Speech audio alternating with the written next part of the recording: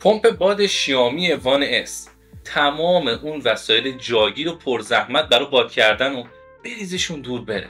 5 تا حالت برای باد کردن داره: باد کردن لاستیک ماشین، دوچرخه، موتورسیکلت و توپ فوتبال، و حالت آخر حالت دستی هستش که برای باد کردن وسایلی مثل وسایل بادی کودکان یا تشک بادی اگه دارید.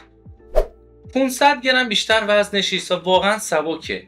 بین 2 تا 5 تا لاستیک هم بسته به اندازه لاستیک وسیله نقلیه‌تون قرار براتون باد کنه. توقف خودکار رو هم داره این وسیله، یعنی که شما یه میزان بادی رو انتخاب میکنید و این وسیله وقتی به اون میزان باد رسید خودش به صورت اتوماتیک قطع میکنه، اصلا نیاز نیست کنارش بایستید. ممکن براتون سوال پیش بیاد اگه یه جای تاریکی بودیم چی کار کنیم؟ هیچ ایرادی نداره. این دستگاه دقیقاً بالای سر خودش دارای یک LED هستش که اون LED رو وقتی روشن کنید خیلی راحت میتونید ناظر رو به اون والفتون وصل کنید. تا وقتی که ناظر رو هم از جاش خارج نکنید دستگاه روشن نمیشه و این LCD که اینجا قرار داره برای اینه که شما به راحتی بتونید هر بادی رو که خواستین تنظیم کنید.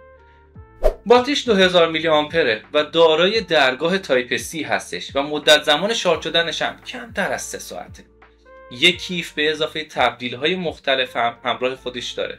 اگه شما هم مثل من علاقه‌مند هستید به گجت‌های واقعاً کاربردی، این پمپ باد قطعاً قرار به کار شما بیاد.